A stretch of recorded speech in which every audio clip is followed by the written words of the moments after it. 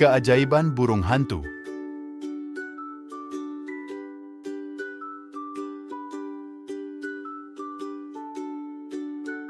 Dalam keheningan malam, seekor burung hantu tua yang bijaksana duduk bertengger di cabang pohon mengawasi hutan.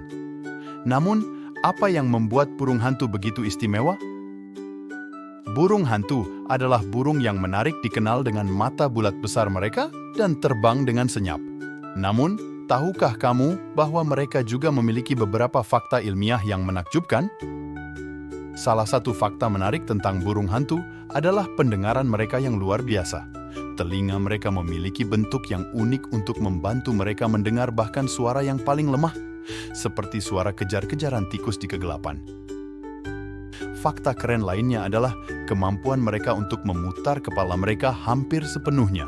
Burung hantu dapat memutar kepala mereka hingga 270 derajat berkat tulang leher yang fleksibel. Burung hantu juga adalah pemburu yang terampil. Memiliki cakar tajam dan paruh yang kuat, membantu mereka menangkap dan memakan mangsanya yang dapat mencakup tikus, serangga, dan bahkan burung kecil.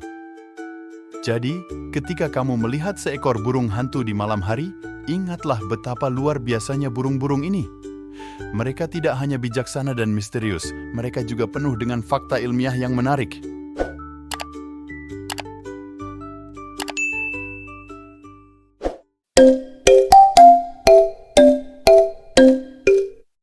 Menjelajahi alam Indonesia. Pada suatu ketika, ada seorang penjelajah muda bernama Budi. Budi tinggal di Indonesia, negeri yang penuh dengan keajaiban alam. Suatu hari yang cerah, Budi memulai petualangan menjelajahi keindahan negaranya. Dia berjalan melewati hutan lebat, mendaki gunung tinggi, dan berenang di sungai sebening kristal.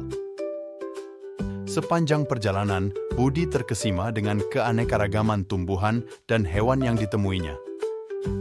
Dia melihat kupu-kupu berwarna-warni beterbangan di antara bunga-bunga. Monyet lucu berayun dari pohon ke pohon dan elang megah menjulang tinggi di atas. Saat dia menjelajahi pemandangan Indonesia, Budi merasakan hubungan yang dalam dengan alam. Dia menyadari betapa pentingnya melindungi dan menjaga lingkungan untuk dinikmati oleh generasi masa depan. Setiap langkah yang diambilnya, Budi semakin menghargai keindahan Indonesia. Dia berjanji pada dirinya sendiri untuk selalu menghargai dan menghormati alam di sekitarnya. Dan begitulah, penjelajahan Budi di alam Indonesia mengajarkan kepadanya untuk menghargai keindahan dan keajaiban dunia di sekitarnya.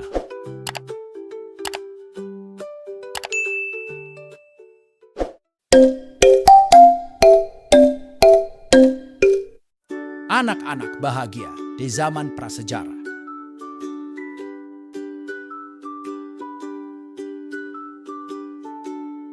Di negeri pegunungan yang tinggi dan hutan yang lebat, hiduplah anak-anak di zaman prasejarah. Anak-anak ini bersama keluarga mereka membuat rumah mereka di gua dan menjelajahi tanah yang luas. Kehidupan di zaman prasejarah sederhana namun penuh sukacita. Anak-anak menghabiskan hari-harinya dengan bermain, menjelajahi alam liar, dan belajar dari para pendahulunya. Mereka mengejar kupu-kupu, memanjat pohon, dan bermain air di aliran sungai yang sejuk. Tertawa bergema di lembah saat mereka berbagi cerita dan petualangan. Di malam hari, mereka berkumpul di sekitar api unggun bersama keluarga mereka, memanggang makanan dan berbagi cerita di bawah langit berbintang. Mereka merasa aman dan dicintai dalam komunitas yang erat hubungannya. Meskipun tanpa mainan modern, anak-anak menemukan kebahagiaan dalam keajaiban sederhana alam dan kehangatan persahabatan. Dan begitulah, di zaman prasejarah, anak-anak hidup bahagia, dikelilingi oleh cinta, tawa, dan keindahan dunia di sekitar mereka.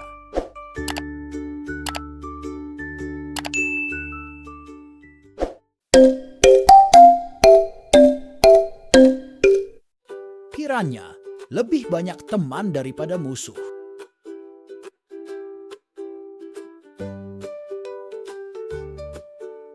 Di sungai-sungai Amerika Selatan ada ikan yang disebut piranha.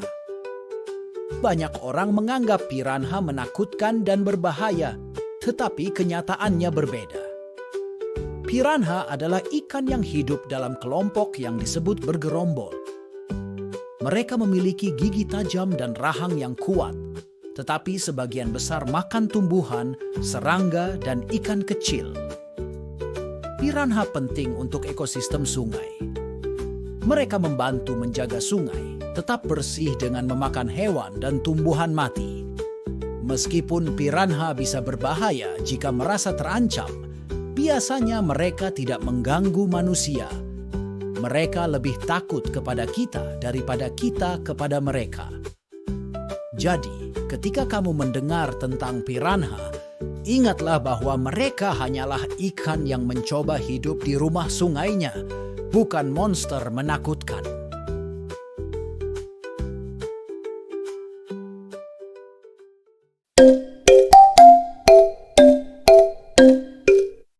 Gemerlap cahaya kunang-kunang.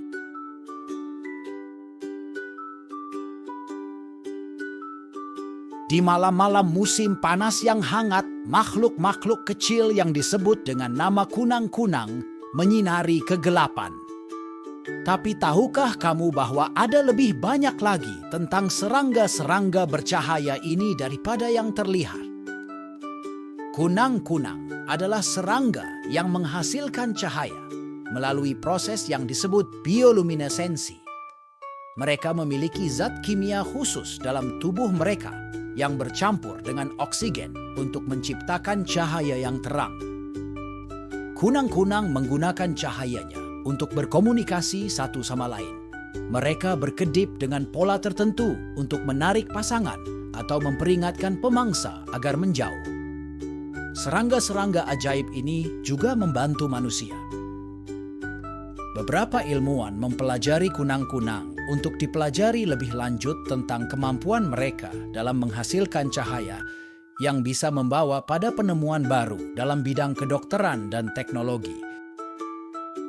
Jadi, ketika kamu melihat kunang-kunang menari di langit malam, ingatlah bahwa mereka bukan hanya lampu yang cantik, mereka juga makhluk-makhluk yang menarik dengan rahasia yang ingin dibagikan.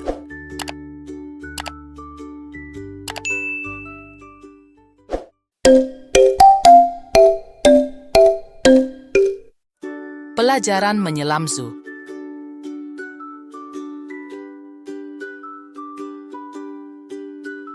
Suatu hari ada seorang bocah laki-laki bernama Zoo. Zoo terpesona oleh lautan dan bermimpi untuk menjelajahi kedalaman laut. Suatu pagi yang cerah, Zoo pergi menyelam dengan instrukturannya, Pak Finn. Mereka berenang bersama, mengagumi ikan-ikan berwarna-warni dan terumbu karang yang indah.